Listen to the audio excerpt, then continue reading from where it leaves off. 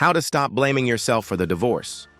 Divorce can feel like a tidal wave of emotions, shame, regret, confusion, and often we turn all that pain inward.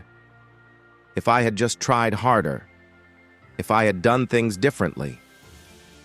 But today, let's talk about how to stop blaming yourself for the divorce.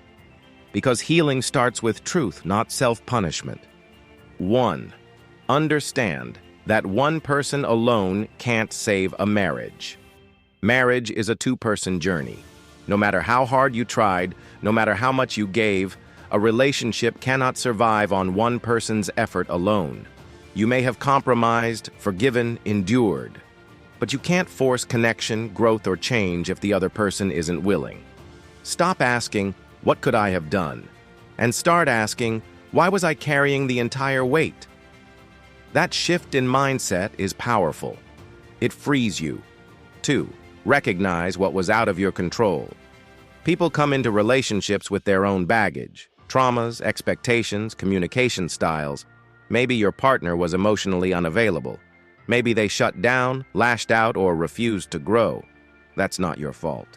You cannot heal someone who refuses to see they are broken.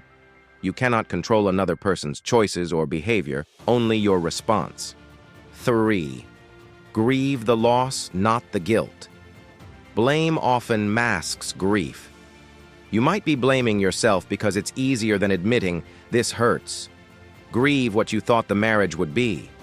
Grieve the love you gave that wasn't returned the way you needed. But don't let that grief turn into shame. You're allowed to feel the sadness without condemning yourself. 4.